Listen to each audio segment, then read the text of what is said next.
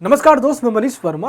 आप सभी का स्वागत है हमारे चैनल पर। दोस्त, आज के इस वीडियो में हम बात करने वाले हैं पब्लिक पॉलिसी इन इंडिया। जो चैप्टर 3 है हमारा ये पब्लिक पॉलिसी का, जिसका नाम है political economy and policy, interest groups and social movement. दोस्त, इन सभी टॉपिक्स पे आज हम बात करेंगे जितने भी आपके नेम में दिए गए हैं चैप्टर्स के अंदर।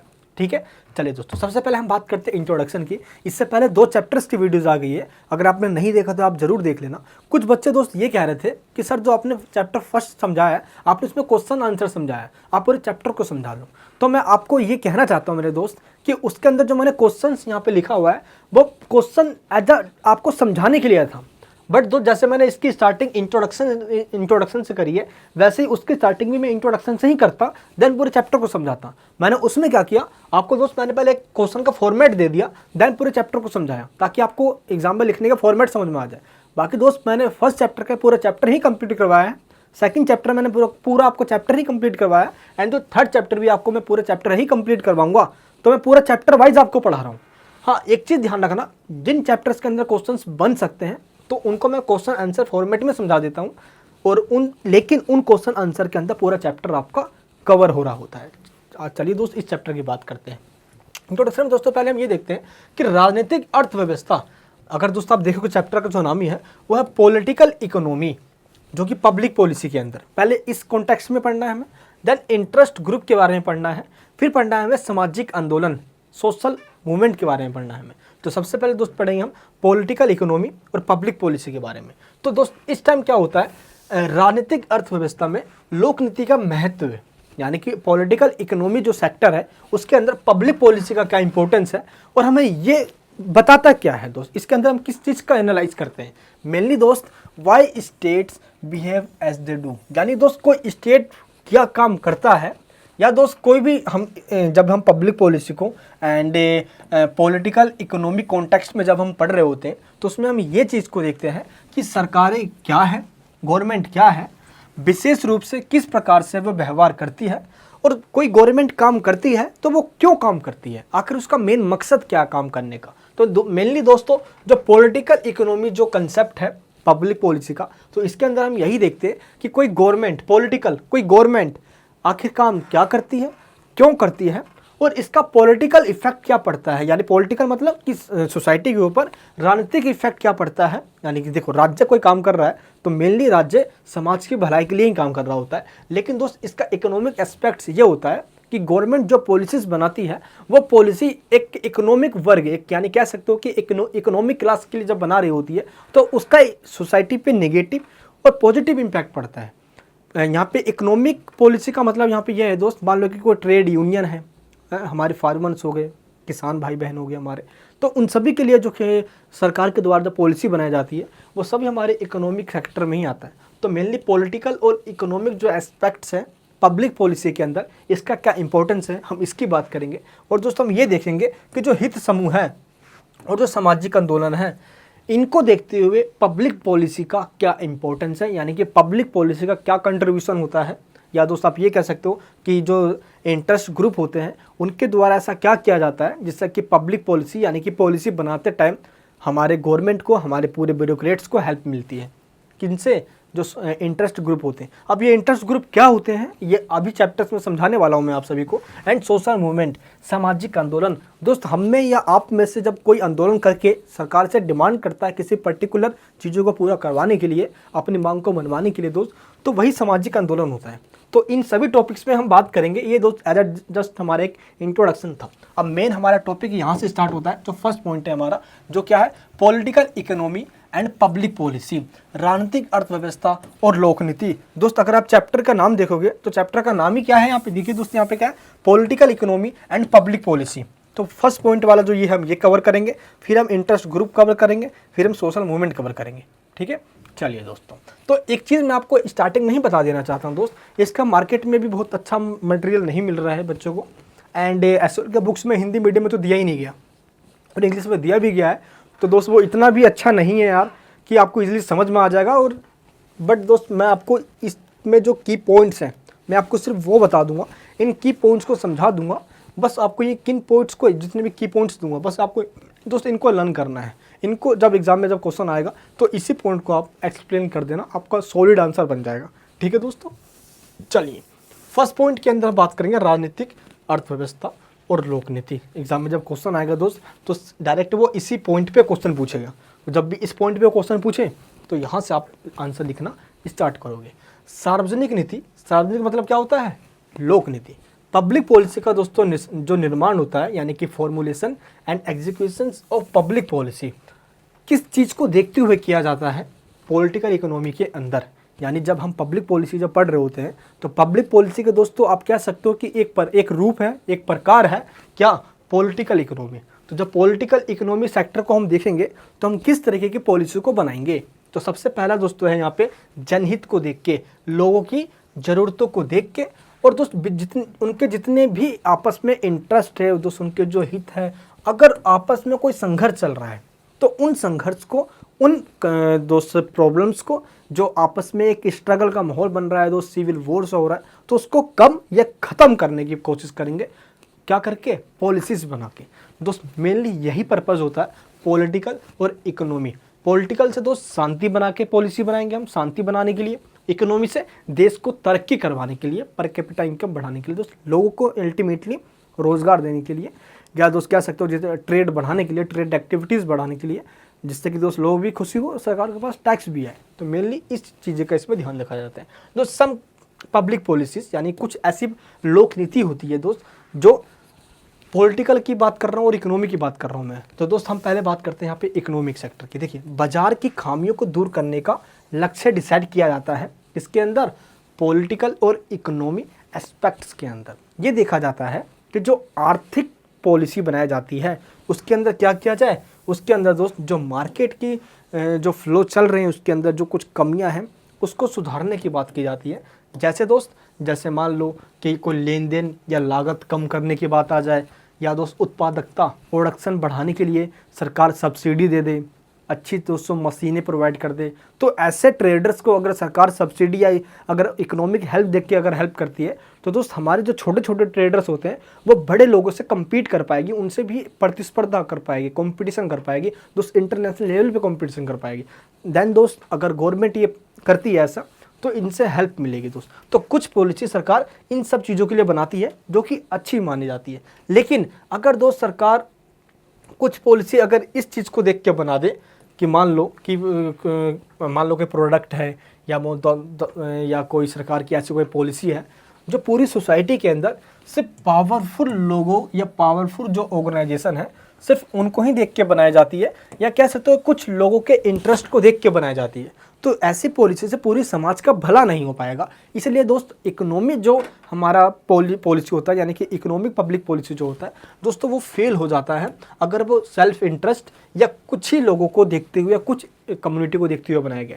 दोस्तों पॉलिसी ऐसा होना चाहिए जो कि पब्लिक पॉलिसी हो, यानी पॉलिसी ऐसी जो पब्लिक के लिए हो। पब्लिक मतलब दोस्त यहाँ पे गवर्नमेंट से है, बट गवर्नमेंट का चुना ही सरकार लोगों ने है, इसलिए ऐसी पॉलिसी जो लोगों के लिए हो। ठीक है दोस्तों, यहाँ पे इकोनॉमी का जो वर्ड है यहाँ पे ये आपको समझ आ जाना चाहिए कि इकोनॉमी यानी कि अर्थव्यवस्था का मतलब यहाँ पे ये हुआ कि सरकार ऐसी पॉलिसी बनाए जो कि सभी जनता को देखते हुए बनाई गई हो। उसमें दोस्त आर्थिक, सामाजिक, सांस्कृतिक, धर्म, जाति के आधार पर कोई भेदभाव ना किया गया हो। तो पब्लिक पॉलिसी वैसी ऐसी हो जिससे सभी जनता की ज़रूरतों को पूरा किया जाए। अगर कोई एक कम्युनिटी नाराज़ होता है तो दोस्त उन नाराज़गी को भी सुनकर उसको भी कम, कह सकते हो कि कम या ख़त्म किया जाए। अगर दोस्त सरकार कुछ ही ग्रुप के लिए अगर सेल्फ इंटरेस्ट से काम करती है, अगर सरकार उन अमीरों के लिए काम करती है जिन अमीरों ने सरकार के चुनाव के टाइम, इलेक्शन के टाइम दोस्तों पैसा दिया था इलेक्शन लड़ने के लिए, तो ऐसे में दोस्त उन्हीं लोगों का भला हो पाएगा, बट पूरी जनता बर्बाद हो जाएगी यार। जनता पिछड़ेपन में रह जाएगी और उनका बैकवर्डनेस और ज़्यादा बढ़ता चला जाएगा, जिससे दोस्तों हमारे देश की पॉलिसी फेल होते चलेगी जाएगी। दोस्त कुछ एग्जांपल इसका श्रीलंका का देख सकते हो। श्रीलंका दोस्तों किस तरीके से बर्बाद हुआ, अपनी फैमिली की वजह से पूरी फैमिली पॉलिटिक्स में घुस गई और आपको पता है कि देश के हालात कैसे बिगड़ते चले गए। तो पॉलिसी दोस्तों कुछ ऐसी हुई कि वो सेल्फ इंटरेस्ट को देखते हुए ना दोस्त मेनली जो ऊँचे ऊँचे पोस्ट है उस पर फैमिली को बिठा दिया गया। श्रीलंका की हालत दोस्तों बेकार हो गई, सोचो जरा एक बार। तो ऐसी पॉलिसी जिसमें पूरी जनता का भलाई होना चाहिए। नेक्स्ट दोस्तों पॉलिटिकल इकोनॉमी जो एनालिसिस है उसका जो मेन एम होता है दोस्तों, मेन जो उसका लक्ष्य होता है ना, यानी जो राजनीतिक और आर्थिक विश्लेषण है उसका मेन जो लक्ष्य ये होता है कि how public policies are chosen and implemented. यानी दोस्त किस तरीके से हम पब्लिक पॉलिसी को हम चूज़ करें और कैसे उसको हम लागू करें। जो हिंदी मीडियम वाले बच्चे हैं उस जैसा मैं बता रहा हूँ दोस्त, प्लीज़ कॉपी पेन निकाल लो और उसको नोट डाउन कर लो दोस्त। स्लाइड्स पे लिखने का कोई जगह कभी कभार कम पड़ जाता है तो मैं सिर्फ इंग्लिश में यहाँ पे लिख देता हूँ दोस्त। गवर्नमेंटल जो ब्यूरोक्रेसी होती है दोस्त, जो जितने भी स्टेक होल्डर्स होते हैं, स्टेक होल्डर्स मतलब जितने भी सरकार और सरकार की संस्थाएं जो होती है, ठीक है, जैसे दोस्त सरकारी नौकरी वाले दोस्त, चाहे सेंट्रल गवर्नमेंट को हो या स्टेट गवर्नमेंट को, वो सारे लोग, तो इन सारे लोगों की भी क्या होती है दोस्त, इन्वॉल्वमेंट होती है किसी भी पॉलिसी को बनाने के लिए। तो सरकार हमेशा ये ध्यान रखती है कि जब भी कोई पॉलिसी बना रही हो सरकार, तो उसमें इन सब लोगों की इन्वॉल्वमेंट तो हुई, लेकिन दोस्त साथ ही साथ जो इंटरेस्ट ग्रुप्स होते हैं उनकी भी इन्वॉल्वमेंट हो। अक्सर दोस्तों कुछ आंकड़े या कुछ डेटा गवर्नमेंट के पास इजीली मिल जाते हैं, लेकिन दोस्त आजकल कुछ ऐसे ऑर्गेनाइजेशन है, कुछ एनजीओज हैं, कुछ इंटरेस्ट ग्रुप्स हैं जो आपस में कोई किसी साइड, मान लो किसी इकोनॉमिक सेक्टर के अंदर कोई ट्रेड यूनियन बन के किसानों के लिए काम कर रही है दोस्त, कोई ट्रेडर्स के लिए काम कर रही है, तो अलग अलग जब ये सेक्टर में जब काम कर रहे होते हैं ये, तो इनके पास अच्छा खासा दोस्तों डेटा कलेक्शन हो जाता है। तो गवर्नमेंट को ये चाहिए होता है पॉलिसी बनाने के लिए कि हमें जो जानकारी है, जिस चीज़ की पॉलिसी हम बना रहे हैं, हमें उस चीज़ के बारे में सही सटीक नॉलेज हो। तो दोस्त गवर्नमेंट क्या करती है, वो किसी ऐसे इंटरेस्ट ग्रुप के पास जाएगी। अगर आपको ये पता नहीं है इंटरेस्ट ग्रुप किसे कहते हैं, तो मैं पहले आपको ये बता दूं दोस्त, ऐसे लोग जिनकी एक ही ज़रूरत है, यानी कि मान लो कि वहाँ पे 40, 50, 100, 200 लोग हैं और वो सब एक ही चीज़ चाहते हैं, है ना, उन सबकी एक ही इच्छा है, उन सबकी एक ही चीज़ में इंटरेस्ट है। जैसे मान लो सरकार, वो सब चाहते हैं सरकार टैक्स कम करे, जो हम सामान बाहर देश से मंगवा रहे हैं अपने देश के अंदर, सरकार उस पर कस्टम ड्यूटी वगैरह है ना, जो दोस्तों एक्सपोर्ट इंपोर्ट जो टैक्स होता है, सरकार उसको कम लगाए। और सभी लोगों ने मिलकर एक ग्रुप बनाया है, ठीक है, उसी को दोस्तों कहते हैं इंटरेस्ट ग्रुप। मैंने जस्ट आपको एग्जांपल दिया। ये इंटरेस्ट ग्रुप किसी भी चीज़ के लिए हो सकता है, एजुकेशन के लिए हो सकता है दोस्त, किसी भी सोशल मूवमेंट के लिए, एनवायरनमेंट को लेकर हो सकता है, वुमेन एम्पावरमेंट को दोस्तों, वुमेन एम्पावरमेंट के लिए हो सकता है, किसी चीज़ के लिए हो सकता है ये, ठीक है। तो ये क्या करते हैं, इन कुछ लोगों का ग्रुप, लेकिन इनके इंटरेस्ट कॉमन होते हैं, तो इनके पास डेटा जो कलेक्शन होता है, तो गवर्नमेंट जाएगी अब इनके पास और इनसे लेगी डेटा, ताकि जब को पॉलिसी बनाया जाए तो इन इंटरेस्ट ग्रुप से जो डेटा मिला है हमें, उसको भी ध्यान रखते हुए बनाया जाए, ठीक है दोस्त। एंड पॉलिसी मेकिंग जो प्रोसेस होता है उसमें दोस्तों मेनली जो टाइम, एनर्जी एंड जो मनी दोस्तों, जो उसमें जो मेन जो प्रेशर वगैरह और जो ये सब जो खर्चा होता है दोस्त, उनमें इनका भी होता है कंट्रीब्यूशन। इसलिए गवर्नमेंट और इंटरेस्ट ग्रुप जब ये दोनों मिलकर दोस्तों जब काम कर रहे होते हैं, दोस्तों ऐसे काफ़ी सारे इंटरेस्ट ग्रुप है जो गवर्नमेंट फंडेड भी होते हैं इस टाइम, और ऐसे ग्रुप जो कि अपने दम पे सारा काम कर रहे होते हैं। तो दोस्त इस तरीके से हम कह सकते हैं कि जब भी कोई पॉलिसी बनाई जाती है तो उसके अंदर सरकारी और सरकार की संस्थाएं और हित समूह, इसको क्या कहते हैं हिंदी में, हित समूह, तो ये आपस में मिलकर कोई पॉलिसी बनाते हैं जिसके डेटा कलेक्शन का काम ठीक से हो पाए। अब एक यहाँ पे चार्ट आपको समझाना है एग्जाम में, तो जैसे जैसे बता रहा हूँ सेम आपको ऐसे ही लिखना है। एक टाइम था दोस्त जिस दौर के अंदर जो पॉलिटिकल पावर हुआ करती थी वो डिस्ट्रीब्यूट हुआ करती थी। तो हमें ये देखना है कि डिस्ट्रीब्यूशन ऑफ पॉलिटिकल पावर दोस्तों ये दो तरीके से होती है। पहला जो तरीका होता है ये बहुत पुराने टाइम में था, जिसको हम इकोनॉमिक पावर के रूप में जानते हैं, जिसको हम इकोनॉमिक कॉन्सिक्वेंस कहते हैं। दोस्तों हुआ क्या करता था पहले, जो भी चीज़ अगर पॉलिसी बन रही है, स्टेट कोई काम कर रहा है, जो भी चीज़, ठीक है दोस्तों, वट एवर, ये सब कुछ इकोनॉमिक चीज़ों को देख के बनाए जाते थे। यानी कि दोस्तों पहले मेनली फोकस इकोनॉमिक पावर पे किया जाता था, आर्थिक पावर पे किया जाता था। तो टाइम टू टाइम देखते देखते इसके अंदर दोस्तों क्या हुआ, जब मान लो कि जब इकोनॉमिक चीज़ों को देखा जा रहा है तो मार्केट में अगर कोई भी जो डिसबैलेंस हुआ, अगर मार्केट अगर सही से नहीं चल पा रही है, तो सरकार की जगह दोस्त पूरी इकोनॉमी यानी पूरे ट्रेडर्स, पूरे लोग खुद मिलकर ही उसको एडजस्टमेंट किया करते थे। इसमें गवर्नमेंट का इन्वॉल्वमेंट नहीं हुआ करता था, ठीक। एंड इस तरीके से पॉलिसी बनाई जाती थी। लेकिन दोस्त अब क्या हुआ, पॉलिसी इम्प्लीमेंटेशन में अब थोड़ा चेंज आ गया। अब क्या हुआ, जो गवर्नमेंट की स्ट्रक्चर हो गया है, जब से मॉडर्न वर्ल्ड यहाँ पे स्टार्ट हुआ, कह सकते हो आप, मॉडर्न टाइम के अंदर गवर्नमेंट यानी जो सरकार का वर्ल्ड आ गया, यहाँ पे सरकार का काम आ गया, सरकारी संरचनाएं आ गई हैं और संवैधानिक रूल स्टार्ट हो गया। अब कॉन्स्टिट्यूशनल रूल है, तो जो भी यहाँ पे काम होता है, जब पॉलिसी बनाना हो, उसको लोग फॉलो इसलिए ही करते हैं क्योंकि दोस्त हमारे देश में संविधान होता है जो कि लोगों को फॉलो करना होता है। अगर फॉलो नहीं करेंगे दोस्त, इसका भी प्रावधान होता है जिसमें आपको पुलिस का डंडा होता है, यानी कि दोस्त से वॉयलेंस करने पे उसका भी एक अलग प्रावधान है कि सजाएं भी मिल सकती है, ठीक है। एंड अब क्या है दोस्त, अब जो भी होगा, अगर कोई पॉलिटिकल इकोनॉमी या दोस्तों कैसा भी कोई कंसेप्ट हमें बनाना है, तो अब बनाया जाता है गवर्नमेंट की स्ट्रक्चर के द्वारा, कॉन्स्टिट्यूशनल प्रोविजंस को, संवैधानिक नियमों को ध्यान में रखते हुए। देन दोस्तों पॉलिटिकल इकोनॉमी, जितनी भी पॉलिसीज़ बनती है फिर जाके हम सेलेक्ट करते हैं, देन पॉलिसी बन पाती है। दोस्त पहले ओनली इकोनॉमिक पावर पे देखा जाता था। इकोनॉमिक यानी जो कह सकते हो कि सोसाइटी में जो पैसे वाले लोग हैं दोस्त, मेनली सारा काम वही कर दिया करते थे। अब लोगों पे उसका क्या इफेक्ट पड़ रहा है, क्या इफेक्ट नहीं पड़ रहा है, पॉजिटिव पड़ रहा है, नेगेटिव पड़ रहा है, डजेंट मैटर, कुछ भी नहीं देखा जाता दोस्त। लेकिन इसको रिप्लेस करके प्लस दोस्त अब पॉलिसी जो इम्प्लीमेंटेशन होती है उसके अंदर गवर्नमेंट आई, सरकार आई, कॉन्स्टिट्यूशन आया दोस्तों मॉडर्न वर्ल्ड के अंदर। अब जाकर जो भी आर्थिक और जो राजनीतिक जो लोक नीतियाँ हैं, जो नीतियाँ बनती है दोस्त, मेनली अब इस तरह की सिलेक्शन की जाती है जो कि सरकार के द्वारा बनाई जाती है दोस्तों। ये डायग्राम आपको ध्यान रखना है। चलिए एंड दोस्तों अब क्या है पॉलिसी में दोस्त, अगर मॉडर्न टाइम के अंदर गवर्नमेंट का स्ट्रक्चर तो यहाँ पे आ गया, लेकिन दोस्त गवर्नमेंट की जब बात होगी तो गवर्नमेंट पब्लिक सेक्टर में आती है। लेकिन आज दोस्तों प्राइवेट सेक्टर को भी ज़्यादा इंपॉर्टेंस दिया जाता है। प्राइवेट सेक्टर को जो चीज़ें गवर्नमेंट से नहीं संभल पा रही है, सरकार उसको प्राइवेटाइजेशन के तहत प्राइवेट कर देती है। चाहे दोस्तों वो रेलवे भी क्यों ना हो, या वो दोस्त LIC देखो आज, है ना, एंड दोस्त एयर इंडिया देख लो आप। तो ऐसे काफ़ी सारे आज इंडस्ट्री है जिसको सरकार प्राइवेट करने पे जा रही है। तो प्राइवेट करने का मतलब सिर्फ इतना ही है कि सरकार से वो नहीं संभल रहा, सरकार उसके पास वो घाटे में है, तो प्राइवेट में जाने के बाद उनकी जो झंझट है सरकार दोस्तों वो बेशक ख़त्म हो जाएगी, लेकिन प्राइवेट वाले उसको सही से मैनेज कर पाएंगे, सरकार उसको मैनेज नहीं कर पा रही है। सिंपल दोस्त, इसलिए इसको क्या किया जाता है, प्राइवेट कर दिया जाता है दोस्त। ठीक है, मार्केट के अगर जो सरकार मान लो कोई ऐसी पॉलिसीज़ बनाती है जिससे कि मार्केट में दोस्तों वर्डन पड़े इन गवर्नमेंट की पॉलिसीज़ से, तो इससे क्या होगा कि लोग नाराज़ हो जाएंगे। तो गवर्नमेंट हमेशा ऐसे ही करती है कि पब्लिक और जो प्राइवेट सेक्टर है इसमें बैलेंस बना के चलती है, ताकि कोई भी नाराज़गी वर्ग भी हो।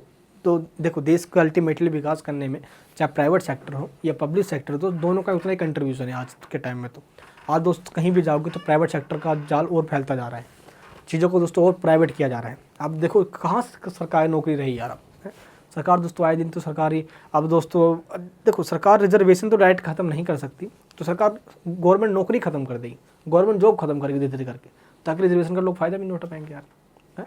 अल्टीमेटली गवर्नमेंट रिजर्वेशन तो ख़त्म कर ही नहीं सकती, पता है दोस्त, उस पर ज़्यादा नेगेटिव इम्पैक्ट पड़ेगा, वोट बैंक जो है भाई। लेकिन अब क्या है, सरकार दोस्तों वोट चाहिए होता है, लेकिन गवर्नमेंट जॉब का दोस्तों यहाँ पे इफेक्ट ये पड़ा है कि अब पब्लिक प्राइवेट के अंदर तो प्राइवेट को ज़्यादा इंपॉर्टेंस दिया जाता है, और ये गवर्नमेंट के द्वारा भी इंपॉर्टेंस दिया जाता है। चाहे एजुकेशन में देख लो भाई, जब भी सरकार को ये लगता है या हमें सब जनता को ये लगता है कि जो चीज़ सरकार के पास है सरकार उसको बैलेंस या सरकार उसको मैनेज ठीक से ना कर पाए, तो प्राइवेट में देने का मतलब ये होगा कि प्राइवेट लोग उसको सही से मैनेज कर पाएंगे। अब चाहे दोस्तों कोई सी भी इंडस्ट्री है वो, ठीक है, तो सरकार ऐसे कोई पॉलिसी बनाएगी जिससे कि दोस्त अगर मार्केट में बर्डन पड़ता है तो वो जो प्राइवेट सेक्टर है तो उसके लिए थोड़ा नेगेटिव पॉइंट हो जाएगा। इसलिए गवर्नमेंट हमेशा यही पॉलिसी बनाएगी जिससे पब्लिक और प्राइवेट दोनों में बैलेंस बना रहे। दोस्त यहाँ पे एक पॉइंट है, the real impact of every public policy. अगर दोस्त हम यहाँ पे ये पॉइंट देखें कि जितने भी पब्लिक पॉलिसी बनती है उसका एक रियल इम्पैक्ट क्या होता है। देखो सबसे पहले formulated and implemented is determined by individual agent. दोस्त देखो जो भी पॉलिसीज़ बन रही है वो एक कह सकते हो कि दोस्त वो मेनली इंडिविजुअल एजेंट के द्वारा मेनली इंसेंटिव्स के लिए बनाई जा रही है।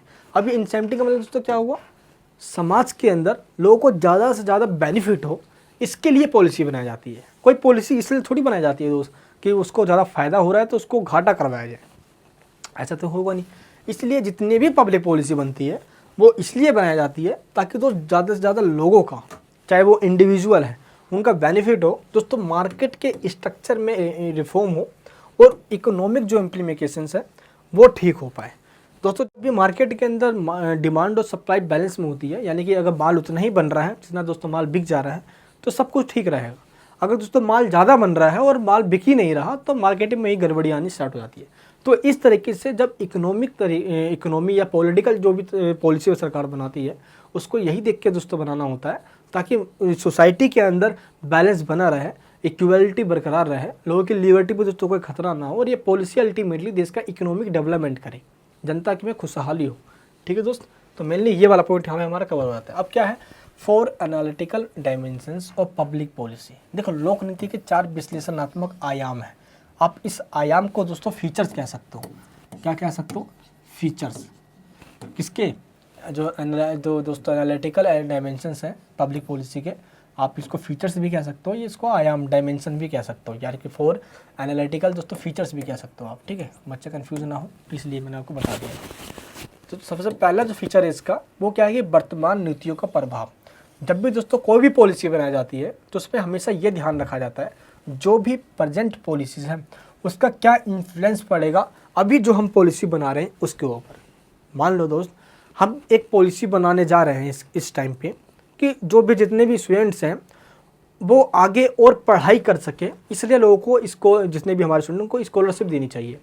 अब सरकार मान लो दोस्तों पॉलिसीज़ बना रही है इस टॉपिक के ऊपर, और पॉलिसी बनाते टाइम सरकार इस चीज़ों को पहले देखेगी कि इससे पहले स्कॉलरशिप की जो भी पॉलिसी एग्जिस्ट करती है देश के अंदर, या पहले कोई पॉलिसी दी जा रही है स्कॉलरशिप की, तो वो क्या है, उससे कितना बेनिफिट लोगों को पहुंच रहा है, इसका इम्पैक्ट जो पड़ रहा है दोस्तों वो इम्पैक्ट सही है या नहीं है, मेनली दोस्तों इस चीज़ का ध्यान रखा जाता है। तो सबसे पहला इसका फीचर ये है। दूसरा क्या, फोकस ऑन इंसेंटिव इफेक्ट्स, यानी कि दोस्तों प्रोत्साहन देना जिससे कि ज़्यादा से ज़्यादा पॉलिसी जो इम्प्लीमेंट होती है उसका बेनिफिट ब्रॉड, यानी दोस्तों कह सकते हो कि बहुत बड़े लेवल तक जा सके। तो हमेशा पॉलिसीज़ का यही मेन पर्पज़ होता है। नेक्स्ट क्या है दोस्तों, मॉडर्न पॉलिटिकल इकोनॉमी के अंदर आज दोस्तों जो हमारी इकोनॉमी चल रही है, इस इकोनॉमी के अंदर ये चीज़ इस पर ज़्यादा ध्यान दिया जाता है कि जो उस पर मॉडिफाई पॉलिसी किया जाए। अगर देखिए दोस्तों जाए हम, देखो जब टाइम था हमारा सन 1600 का, 1700 का, 1800 का, आप कह सकते हो कि जब इंडस्ट्रियल रेवोल्यूशन स्टार्ट ही हुआ था उस टाइम का, तो इतनी इंडस्ट्री इंडिया के अंदर भी नहीं थी दोस्त। स्टार्टिंग से यहाँ पे एग्रीकल्चर खेती ज़्यादा हुआ करती थी, खेती बाड़ी का हमारा देश रहा है। लेकिन अब क्या है दोस्त, हमारी जो पॉलिसीज़ है आधुनिक क्रांतिक अर्थव्यवस्था की, मॉडर्न पॉलिटिकल इकोनॉमी की दोस्तों जितने पॉलिसीज़ है, इसमें आपको दोस्त यही बताना है कि आज की जो पॉलिसी है उसमें इस तरीके से मॉडिफिकेशन किया जा रहा है, उसको इस तरह चेंज किया जा रहा है जिससे कि हैवी इंडस्ट्री को लगाया जा सके, जिससे दोस्तों इकोनॉमिक सेक्टर के अंदर पॉलिसी ऐसी बन पाए जिससे कि देश का अल्टीमेटली विकास हो पाए। जैसे 5 ईयर प्लान इसी का एक पार्ट है दोस्तों, ठीक है। नेक्स्ट हम बात करते हैं the bounds of discussions and bargaining between stakeholders and governmental agencies. आज इस टाइम क्या है यार कि जब भी कोई भी स्टेक होल्डर्स या गवर्नमेंट के बीच में दोस्तों जब भी कोई बातचीत होती है दोस्त, उसमें बार्गेनिंग की बात की जाती है पहले, और इस बार्गेनिंग के बीच में दोस्तों हितधारक जो होते हैं यानी जो स्टेक होल्डर्स जो होते हैं वो जो सरकारी एजेंसियाँ होती है दोस्त, इन दोनों के बीच में पहले एक सौदेबाजी होती है जब भी कोई पॉलिसी बनाई जाती है। क्योंकि गवर्नमेंट का काम होता है पॉलिसी बनाना, उसको दोस्तों इम्प्लीमेंट करना जितने भी स्टेक होल्डर्स इनका काम है। मान लो दोस्त गवर्नमेंट ने एक पॉलिसी बनाई कि सभी स्कूल्स के अंदर, जितने भी हमारे स्कूल्स हैं उन सभी स्कूल्स के अंदर सभी बच्चों को दोस्त 3 टाइम खाना मिलेगा, एक सुबह भी है ना दोस्त, नून आफ्टरनून, तीन टाइम खाना मिलेगा, ठीक है। कह सकते हो जो दोपहर के बच्चे होते हैं 1 बजे भी मिलेगा उनको, 3 बजे मिलेगा और 6 बजे मिलेगा, सपोज दैट एग्जांपल दे रहा हूँ आपको। बट अब गवर्नमेंट ने ये पॉलिसी तो बना दी है दोस्त, लेकिन कितने बच्चों को 3 टाइम खाना मिल रहा है क्या पता दोस्त, पीछे से ऊपर से हड़प लिया जा रहा हो खाना यार, ऐसा भी तो हो सकता है। तो इसलिए मेनली जो गवर्नमेंट जो पॉलिसी बनाती है उसको लागू करने का काम उन लोगों का होता है जो ग्राउंड लेवल पे काम कर रहे होते हैं, दैट मीन्स स्टेक होल्डर्स, इनको ये वर्ड यूज़ किया गया, ठीक है। नेक्स्ट क्या है दोस्तों, यहाँ पे एक नाम है बंदे का, थिंकर है विलियमसन। क्या नाम है इसका, विलियमसन। तो 1975 के अंदर इसने अपनी एक व्यूज़ दी, इसने कहा इसके अंदर कि जो भी पॉलिसीज़ बनती है पूरे ग्रुप्स के द्वारा बनती है, इसलिए गवर्नमेंट बनाए या नॉन गवर्नमेंट बनाए, यानी कोई सरकारी या गैर सरकारी संस्था बनाती है दोस्त, तो उसके सेंटर में दोस्त हमेशा लोग ही होते हैं। क्या होते हैं, सभी लोग होते हैं, जिससे कि अल्टीमेटली दोस्त उस पॉलिसी का सबको फ़ायदा मिल पाए। दोस्त नेस एक नाम का थिंकर रहा, इसने 1950 और 1953 के आसपास दोस्त, और हर्सैनिंग दोस्त, इन दोनों ने मिलकर इस टाइम तक कह सकते हो कि दोस्त फॉर्मुलेशन की बात करी, सौदेबाजी की शक्ति एक महत्वपूर्ण विचार है। सौदेबाजी की शक्ति एक महत्वपूर्ण विचार, इसका मतलब ये होता है इन दोनों ने ये कहा कि जब भी कोई भी पॉलिसीज़ बनाई जा रही है उसको इम्प्लीमेंटेशन करने से पहले दोस्त सौदेबाजी करनी पड़ती है। अब दोस्तों मान लो कि गवर्नमेंट कोई ऐसी पॉलिसीज़ बना रही है, अब उसको इम्प्लीमेंट करने के लिए अब मान लो जो स्वच्छ भारत अभियान है, सरकार ने एक पॉलिसी एक अभियान बना दिया। अब इसको क्या होता है, सरकार इसको इम्प्लीमेंटेशन करने के लिए सरकार सौदेबाजी करती है। जैसे दोस्त से अमिताभ बच्चन, सलमान खान, इनको ब्रांड एम्बेसडर बना देती है। अब बोलती है भाई कि तुम भाई इस चीज़ के ब्रांड हो, तुम इसका प्रचार करोगे, तो एक इस तरीके से सौदेबाजी करती है ताकि गवर्नमेंट का काम एक एजेंट के रूप में ऐसे लोग कर सके जिसका इम्पैक्ट सोसाइटी पे और ज़्यादा पड़े, ठीक है, इनको ब्रांड बनाना के। तो एज ए सेलिब्रिटी उसको दोस्तों ब्रांड बना दिया जाता है, ठीक है। तो सेम यही तरीका यहाँ में बताया जा रहा है दोस्तों। अकॉर्डिंग टू दैल 1957 में दोस्तों इन्होंने एक बात कहा, क्या कहा कि अगर ए नाम का, मान लो दोस्तों ए नाम का एक बंदा है, अगर ये अपनी पावर पूरा एम्फसाइज या कहते हैं डोमिनेंस बना लेता है अगर बी बंदे पे, तो होगा दोस्तों ये कि he can induce be to do something that we would not otherwise do. यानी दोस्तों अगर ए बंदा बी बंदे पे अगर अपना डोमिनेंस बना लेता है तो दोस्तों बी बंदा वही कर पाएगा या वही करेगा जो ए बंदा उसकी दोस्त कह सकते हो कि ज़बरदस्ती उसको करवाएगा। अगर आज दोस्तों देखा जाए तो कुछ ही कंट्री में ऐसा होता है कि पॉलिसीज़ बनाने से पहले उसको इम्प्लीमेंट करवाने के लिए गवर्नमेंट या स्टेक होल्डर्स के द्वारा दोस्त कुछ ऐसा स्ट्रक्चर बनाया जाता है जिससे कि सरकार उस लोगों पर दबाव बना सके। आज के टाइम पर दोस्तों पॉजिटिव प्रेशर बनाया जाता है, ठीक है। जैसे कि मान लो कि लोगों को नशे मुक्त करवाना है, तो दोस्त एडवर्टीज़मेंट निकाल के लोगों को दोस्तों से प्रचार करके। लेकिन दोस्त आज का टाइम अलग है। आज तो दोस्तों बिमल गुटखा का प्रचार कर देते हैं लोग यार, कुछ चंद पैसों के लिए। लेकिन एक टाइम था और आज इस टाइम में बता रहा हूँ मैं कि गवर्नमेंट जब ये पॉलिसीज़ बना रही होती है तो इन सब बातों का ध्यान रखा जाता है कि जो भी पॉलिसीज़ बन रही है उन पॉलिसी का इम्पैक्ट पॉजिटिव हो और ऐसा कोई स्ट्रक्चर ना हो जिससे कि इस बंदे ने कहा है डेल ने कि एक कम्युनिटी का इम्पैक्ट डोमिनेंस, एक कम्युनिटी का दोस्तों प्रभुत्व अगर दूसरे कम्युनिटी पे पड़ता है तो इससे पॉलिसीज़ ना बनकर एक डोमिनेंस प्रभुत्व स्थापित हो जाता है, दबदबा बन जाता है। इससे पॉलिसी दोस्तों फेल हो जाती है, ठीक है। एंड आज दोस्तों न्यू डेवलपमेंट क्या हुआ पड़ा है, distribution of political power and functions of government structures. Mainly दोस्तों इन चीज़ पे आज जोर दिया जाता है कि किस तरीके से हम पॉलिटिकल पावर को डिस्ट्रीब्यूट करें। अगर दोस्त पावर एक ही जगह पे सेंटर में है तो पॉलिसी सही से नहीं बन पाएगी।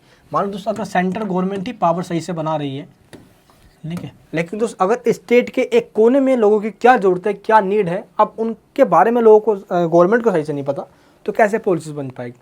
इसलिए ये कहा जाता है कि हमेशा से पॉलिटिकल पावर है उसको डिस्ट्रीब्यूट करो, सेंटर से स्टेट, स्टेट से लोकल हो और लोकल से और दोस्तों सब लोकल हो सके तो उसको करो, ताकि जितनी भी दोस्तों पॉलिटिकल पावर डिस्ट्रीब्यूट होगी पॉलिसीज अच्छे से बनेगी, गवर्नमेंट अच्छे से मैनेज हो पाएगी और वो डिक्टेटर नाम की जो चीज़ है ना, तानाशाही, वो कभी ना आ पाएगी। तो गांधी जी का वो सपना था ना यार कि अगर भारत में गांव नष्ट होते हैं तो पूरा भारत नष्ट हो जाएगा। इसलिए गांव को सेल्फ मेड या दोस्तों कह सकते हो कि सेल्फ रिस्पेक्टेड या सेल्फ डिपेंडेंट बनाना है तो पंचायती राज व्यवस्था होनी चाहिए। तो गांधी जी का ये सपना था, उनका ये कहना था, ठीक है। नेक्स्ट दोस्तों interest groups and public policy. Interest group मतलब यहाँ पे दोस्तों है इंटरेस्ट यानी कि हित समूह और लोक नीति। क्लियर है। अब मैं आपको पहले इंटरेस्ट ग्रुप के बारे में समझा देता हूँ, देन बताएंगे कि इंटरेस्ट ग्रुप का क्या कंट्रीब्यूशन होता है पब्लिक पॉलिसी बनाने में। देखो दोस्तों, हित समूह संगठित समूह होते हैं जिनके सदस्यों के समान विचार होते हैं। क्लियर है दोस्त। जो इंटरेस्ट ग्रुप्स होते हैं ये ऑर्गेनाइज्ड ग्रुप्स होते हैं जिनके सभी मेंबर्स का एक कॉमन आइडियाज़ होता है, इनका दोस्त कॉमन ही एम्स भी होता है, यानी जो इनका लक्ष्य हो। और दोस्तों ये एक्टिवली जो काम कर रहे होते हैं वो इस तरीके से काम करते हैं जिनका इन्फ्लुएंस कह सकते हो कि लोगों पे पड़ सके। ठीक है दोस्त, ये जितने सार्वजनिक संस्थाओं में दोस्त काम करना या इंडिविजुअली काम करना, ठीक है, जिसका दोस्तों जो इम्पैक्ट होता है, जो ये प्रोग्राम चला रहे होते हैं दोस्त, उसके तहत ये लोगों पे इम्पैक्ट और इन लोगों से इम्पैक्ट गवर्नमेंट इम्पैक्ट डालते हैं। दोस्त थॉमस जो डाई के हैं, ये इनका ये कहना है कि सोसाइटी के अंदर आज जो इंटरेस्ट ग्रुप हैं वो एक नहीं अनेक हैं। इनका एक नहीं अनेक बनने का रीज़न दोस्तों ये है क्योंकि लोग जो सोसाइटी में हैं वो आज अनेक तरीके के हैं। यानी कि दोस्त मान लो कि आज उनकी ज़रूरतें अलग हैं। पर्टिकुलर दोस्तों अगर कोई एक सेक्टर में लोग रहते हैं तो मान लो दोस्तों उनकी जो ज़रूरत है पोल्यूशन को लेकर है दोस्त, इस कम्युनिटी के लोग की ज़रूरत दोस्तों एजुकेशन को लेकर है, इस कम्युनिटी के लोग की ज़रूरत दोस्तों वुमेन एम्पावरमेंट को लेकर है, वुमेन सिक्योरिटी को लेकर है, तो चाइल्ड एजुकेशन को लेकर है। तो अलग अलग जो कम्युनिटी के लोग हैं उनकी अलग अलग नीड्स होने की वजह से अलग अलग दोस्तों इंटरेस्ट ग्रुप बनते हैं। तो इनका कहना है कि एक सोसाइटी के अंदर जो डाइवर्सिटी मिलता है, हमें विविधता होती है, अलग अलग तरीके के लोग होते हैं, जिस वजह से जो इंटरेस्ट ग्रुप है वो एक सोसाइटी में बहुत सारी होती है। तो दोस्तों इंटरेस्ट ग्रुप्स होती है वो इन्फ्लुएंस करती है पब्लिक पॉलिसी के बनने टाइम। कैसे करती है चलिए अब ये जानते हैं। जब पब्लिक पॉलिसी बन रही होती है तो उनमें इंटरेस्ट ग्रुप का दोस्त क्या योगदान होता है, क्या कंट्रीब्यूशन होता है। देखो दोस्तों, इंटरेस्ट ग्रुप्स या कह सकते हो आप स्पेशल इंटरेस्ट ग्रुप्स मेनली दोस्त, जो कि एक इंडिविजुअल भी हो सकता है और एक पूरा ऑर्गेनाइजेशन भी हो सकता है। इंडिविजुअल मतलब दोस्तों उसी एरिया के लोग चला रहे हों उसको, और ऑर्गेनाइजेशन मतलब कि उसमें अलग अलग तरीके के लोग, अलग दूर दराज के लोग इसके अंदर जुड़े हुए हों। इनका दोस्तों मेन जो एम होता है वो यही होता है कि ये इन्फ्लुएंस करे पब्लिक पॉलिसी को अपने फेवर में करके, और दोस्तों गवर्नमेंट से अपनी डिमांड को मनवा के। क्योंकि दोस्तों इन सभी का जो कॉमन कंसर्न होता है, इन सब की एक ही प्रॉब्लम होती है, जितने भी लोग जुड़े होंगे वो सब एक ही बात सरकार से चाहते हैं, जो उनकी डिमांड है, और इस डिमांड को दोस्तों गवर्नमेंट पूरा करे। और इस डिमांड को दोस्तों गवर्नमेंट जब पूरा करेगी, तो जब दोस्तों पब्लिक पॉलिसी बन रही होगी, तो इन जो इंटरेस्ट ग्रुप है इनकी बातों को ध्यान में रख के सरकार जो भी पॉलिसीज है फिर बनाए। तो दोस्त मेनली इनका ये मतलब है यहाँ पे कि इंटरेस्ट ग्रुप, मान लो कि दोस्त हम सभी लोग हैं और हम सब चाहते हैं सरकार से एक मांग है वो मनवाना चाहते हैं, तो हम सब आपस में मिल जाएंगे और आपस में मिलके एक हित समूह, हमारी जो हित है, हमारी जो ज़रूरत है, हमारी जो प्रॉब्लम है, उसको लेकर एक ग्रुप बना लेंगे। और उस ग्रुप को बनाने के बाद सरकार पे दोस्तों इन्फ्लुएंस करेंगे सरकार को, जो सरकार से दबाव डालेंगे, प्रेशर बनाएंगे कि हमारी इन मांगों को पूरा किया जाए। तो इसी को लेकर इंटरेस्ट ग्रुप बनाया जाता है। तो इनका इन्फ्लुएंस होता है काफ़ी पॉलिसीज़ बनाने में, यानी दोस्तों पॉलिसी बनने में। दोस्त भारत के अंदर ऐसी काफ़ी सारी पॉलिसीज़ हैं जो लोगों की डिमांड करने के बाद गवर्नमेंट के द्वारा बनाए गए हैं। दोस्त इसका इम्पैक्ट सोशल जो इंटरेस्ट ग्रुप होते हैं उनका ही है। जो इंटरेस्ट ग्रुप्स होते हैं इनको 3 टाइप्स में डिवाइड किया गया है। सबसे पहला इकोनॉमिक इंटरेस्ट ग्रुप। इकोनॉमी के अंदर आते हैं दोस्तों ऐसे ग्रुप जो कि दोस्तों जैसे इंडिविजुअल फर्म हो गए, है ना, आर्थिक जो फर्म हो जाते हैं वो हो गए, एंड दोस्त कॉरपोरेट ऑर्गेनाइजेशन हो गए, बड़ी बड़ी व्यापारिक कंपनियां हो गई, कोई उनके ग्रुप हो गए, है ना दोस्त। जैसे तो ऐसे ग्रुप जो सभी जितने भी आर्थिक मामलों के जानकार हैं, जो जितने भी बड़े बड़ी कंपनियां हैं जो उनको रिप्रेजेंट करती हो और उनकी समस्याओं, उनकी प्रॉब्लम को सरकार के सामने रखती हो, तो ऐसे लोगों के ग्रुप को हम इकोनॉमिक इंटरेस्ट ग्रुप कहते हैं। सेकंड कैटेगरी के दोस्तों ग्रुप होते हैं प्रोफेशनल ग्रुप। प्रोफेशनल में आते हैं ऐसे ग्रुप जो कि एक ट्रेडर्स के यूनियन के रूप में जाने, जैसे दोस्तों लेबर यूनियंस हो गए, फार्मर्स यूनियंस हो गए, तो ऐसे यूनियन को दोस्तों प्रोफेशनल इंटरेस्ट ग्रुप के नाम से जाना आता है। जो थर्ड हमारे पास ग्रुप है दोस्त, उसका नाम है public interest group. Public interest के अंदर लोगों की मेनली जो कॉमन लोग होते हैं उनकी बातों को गवर्नमेंट के सामने रखती है। कॉमन लोगों की, जैसे कि ह्यूमन राइट्स का मामला हो गया, आपके अधिकारों को लेकर दोस्त, है ना, कहीं भी मान लो डोमेस्टिक वॉयलेंस हो रहा है महिलाओं के साथ, तो उनके मामलों को दोस्त जैसे कोर्ट में या दोस्त गवर्नमेंट के सामने उठाना, तो ह्यूमन राइट्स का मामला हो गया, एनवायरमेंटल का इशू हो गया, टेररिज्म का इशू हो गया, दोस्त इस तरीके से उठाया जाता है जो पब्लिक इंटरेस्ट ग्रुप होती है। तो मेनली 3 ही ग्रुप में बांटा गया। हिंदी में दोस्तों इसको आर्थिक हित समूह कहते हैं। प्रोफेशनल को दोस्त यहाँ पे कह सकते हो, औपचारिक कह सकते हो आप यहाँ पे, ठीक है, ऑफिशियली भी इसको कहा जाता है। एंड दोस्त पब्लिक इंटरेस्ट ग्रुप यानी कि सिंपल लोक हित समूह, ठीक है। नेक्स्ट हमारे पास advantage and disadvantage of interest groups का जो इन्फ्लुएंस करती है गवर्नमेंट को, इसके हम देखेंगे एडवांटेज क्या है और इसके लाभ और हानि देखते हैं हम। देखो सबसे पहले बात करते हैं हम इसके लाभ यानी एडवांटेज के। Possible benefits. देखो जब भी गवर्नमेंट के ऊपर कोई प्रेशर बनाया जाता है, मान लो दोस्त सभी लोगों ने मिलकर, इंटरेस्ट ग्रुप लोगों ने मिलकर गवर्नमेंट पे ये प्रेशर बनाया कि आप इस पॉलिसीज को बनाएं, तो वो इस चीज़ को वो डाटा देते हैं गवर्नमेंट को कि सरकार किन चीज़ों का ध्यान रख के बनाए। तो दोस्त इस बात से कह सकते हो कि गवर्नमेंट को फ़ायदा ही होता है कि बेनिफिट ये हो जाता है कि सरकार को डेटा मिल जाता है उससे कि अच्छा भाई यहाँ पे ये प्रॉब्लम है, वो सरकार को इस चीज़ का पता चल जाता है, क्योंकि गवर्नमेंट से बेहतर उस जगह पर रहने वाले लोग जानते हैं उनकी प्रॉब्लम क्या है। तो जो मेनली सरकार को उस चीज़ का पता चल जाता है और सरकार उस पर दोस्त अगर वो प्रॉब्लम जायज़ है तो उस पर पॉलिसीज़ बन जाती है। नेक्स्ट क्या है दोस्तों, डिक्लेरेशंस ऑफ एसेट्स। इसके दोस्तों मतलब क्या है? देखो सबसे पहली बात तो जितने भी इंटरेस्ट ग्रुप्स होते हैं, इन एसेट्स का मतलब दोस्तों यहाँ पे क्या है पता है आपको, यानी इनकी जो माल संपत्ति वगैरह है वो। तो जितने भी इंटरेस्ट ग्रुप होते हैं इनको ये डिक्लेयर करना होता है कि इनके पास क्या संपत्ति, क्या प्रॉपर्टीज, उनके पास क्या है, मतलब इस टाइम है ना एक जो आर्थिक लेन देन है। तो गवर्नमेंट क्या करती है इस टाइम, जब भी दोस्त अगर इनके पास ये सब चीज़ है तो ऐसे काम जो गवर्नमेंट को करना है दोस्त, गवर्नमेंट इन इंटरेस्ट ग्रुप से करवाती है और इन कामों को करने में कैपेबल तभी हो पाते हैं जब इनके पास अपने खुद के एसेट्स वगैरह हो, इनके पास अपने माल संपत्ति वगैरह हो, ये काम करने में वो कैपेबल हो। नेक्स्ट थर्ड पॉइंट क्या है दोस्त, transparency in decision making process and information access. देखो सबसे पहली बात तो यार ये इंटरेस्ट ग्रुप जब कोई काम करवा रही है तो उसमें सभी जनता जुड़े हुए हैं, ठीक है, तो वो जाहिर सी बात उसमें ट्रांसपेरेंसी आएगी।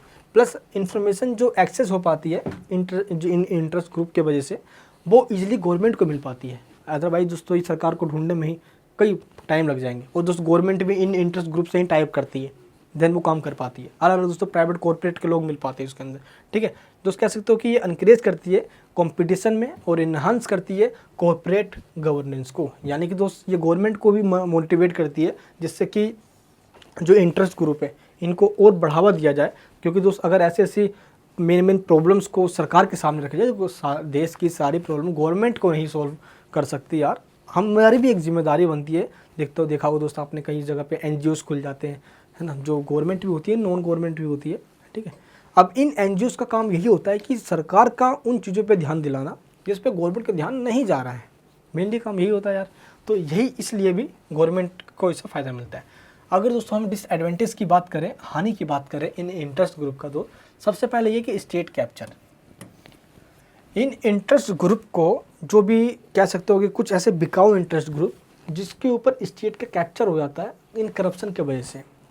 मान लो कि ऐसा इंटरेस्ट ग्रुप है दोस्त जो सरकार के नाक में दम कर रहा है, सरकार उस इंटरेस्ट ग्रुप को दोस्त पूरे के नोटों गड्ढे के दम पे अपने पक्ष में अपने फेवर में कर लेती है, जिससे कि दोस्त कह सकते हो कि जनता पे कोई नेगेटिव इम्पैक्ट ना पड़े इस इंटरेस्ट ग्रुप के इस मूवमेंट की वजह से जो वो डिमांड कर रहे हैं, ठीक है।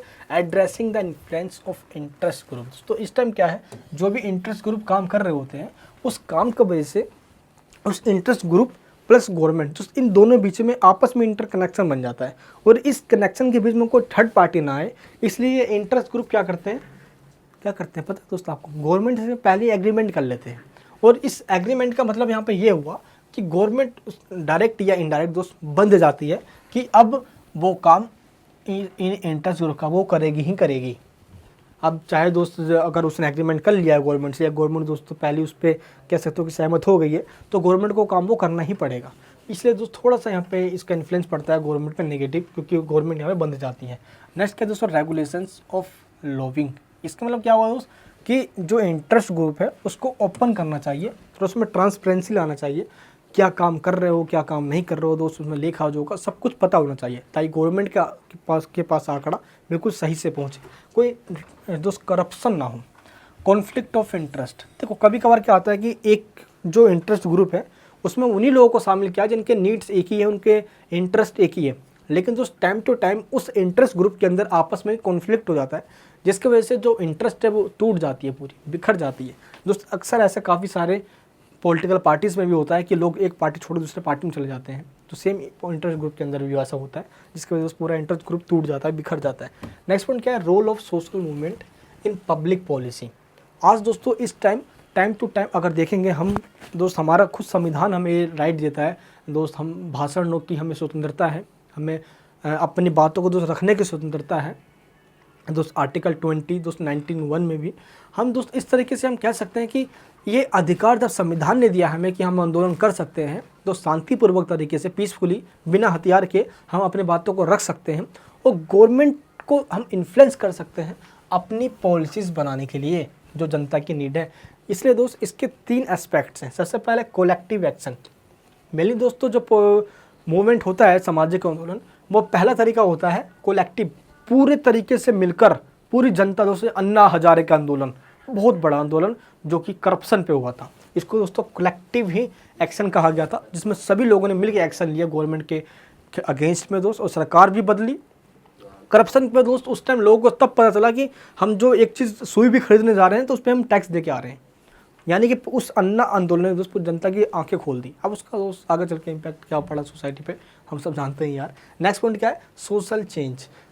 मेनली जो आंदोलन इसलिए होते हैं, या तो हमें कुछ चीज़ चेंज करना हो, या पहले से ही कोई सिस्टम चल रहा हो दोस्त, है ना, मतलब उसको पूरा ख़त्म करना हो, या दोस्त हमें कोई चेंज लाना हो, ठीक है, तो हम आंदोलन इसलिए कर रहे होते हैं यार। तो सोशल चेंज मेनली मकसद होता है इन आंदोलनों का, तो ये हम आंदोलन कर भी सकते हैं। अब जैसे कि दोस्तों हमने देखा, मान लो स्पेशल कोई कम्युनिटी है, किसी भी चीज़ में कोई दिक्कत हो रही है, तो हम सामाजिक आंदोलन के द्वारा ही दोस्तों डिमांड करते हैं। चाहे दोस्तों वो चिपको आंदोलन हो गया, ठीक है, हम पेड़ों की सेफ्टी के लिए, है ना, हम दोस्त आप कह सकते हो कि अपने एनवायरनमेंट के लिए तो एक ऐसा पर्पज़, आप ऐसा सोशल इश्यूज़ कह सकते हो जिससे सभी लोग इंटरकनेक्टेड है, वो इस चीज़ की डिमांड करते हैं गवर्नमेंट से, तभी दोस्तों सोशल चेंजेस की हम बात कर रहे हैं, सामाजिक परिवर्तन की बात करते हैं। नेक्स्ट है कॉमन पर्पस। देखो सामाजिक आंदोलन जब हो रहा होता है तो उसमें जितने भी लोग जुड़े हुए हैं उन सबका कॉमन पर्पस होना चाहिए, देन तभी दोस्त वो कह सकते हो कि वो जो आंदोलन वो सफल हो पाएगा। अब मान लो कि एक पूरी आंदोलन के अंदर 100 लोग हैं दोस्त, 20 लोग कुछ और चाहते हैं, 10 लोग कुछ और चाहते हैं, 20 लोग कुछ और चाहते हैं, वो आंदोलन दोस्त वहीं पे फेल हो जाएगा। अगर उस मूवमेंट के अंदर यूनिटी नहीं है, एकता की भावना नहीं है, तो गवर्नमेंट पे दोस्त उसका प्रेशर कम पड़ेगा। इसलिए कॉमन पर्पस होना चाहिए, सोशल चेंजेस की बात होनी चाहिए, कलेक्टिव एक्शन होना चाहिए, दोस्त ये तीनों एलिमेंट्स होना चाहिए, देन सोशल मूवमेंट होगा, जो सक्सेस भी होगा। और जब ये तीनों अच्छे तरीके से हो रहा है तो गवर्नमेंट पब्लिक पॉलिसीज़ भी बनाएगी, और पब्लिक पॉलिसी में इन तीनों की वजह से ही सरकार के ऊपर इफेक्ट पड़ता है दोस्त इस चीज़ का, कि गवर्नमेंट इन सोशल मूवमेंट को इग्नोर नहीं कर सकती। दोस्त इस तरीके से कहा जा सकता है आज इस टाइम पे इंटरेस्ट ग्रुप और पॉलिटिकल इकोनॉमी दोस्त जो हमारी पब्लिक पॉलिसी है वो इस तरीके से बनाया जाता है दोस्त, जिसमें सोशल मूवमेंट का भी ध्यान रखा जाता है। तो पब्लिक पॉलिसी का जो हमारा 3rd चैप्टर है वो यहीं पे ख़त्म होता है दोस्त। आई होप आपको इस पर समझ में आ गया दोस्त। ये चैप्टर थोड़ा टेढ़ा है यार, ठीक है, इसमें ज़्यादा कुछ है नहीं, बट आपको इतना ध्यान रखना है कि जो आर्थिक राजनीतिक जो नीतियाँ हैं सरकार की, वो सरकार वो क्यों बनाती है दोस्त, जो हित समूह होते हैं वो क्यों बनाए जाते हैं, इनका मेन पर्पस क्या होता है, और जो सामाजिक आंदोलन होते हैं दोस्त ये क्यों किए जाते हैं लोगों के द्वारा। बस ये 3 क्वेश्चन है, 3 पॉइंट है इसके अंदर, जो कि ईजी पॉइंट है। आप जो सिर्फ कंसेप्ट को समझ गए हो तो सब कुछ बना के लिख दोगे दोस्त। ये वीडियो आपको आज कैसी लगी मुझे आप कमेंट बॉक्स में बताना। अगर दोस्त आपने सारी वीडियोज़ मेरे देख लिए तो बहुत मज़ा आपको आने वाला है। इसके आगे दोस्तों अब हमारे 2 चैप्टर और बच रहे हैं, उसको भी मैं आपको पता है जो मैंने प्रॉमिस कर रखा है वो भी खत्म करवा दूंगा। चलिए दोस्तों, मिलूंगा आपसे नेक्स्ट वीडियो के अंदर। पब्लिक पॉलिसी के दोस्त जो नोट्स है आप उसको डाउनलोड कर लीजिए, उसके लिंक नीचे वीडियो को डिस्क्रिप्शन बॉक्स में दी गई है। जय हिंद, जय भारत।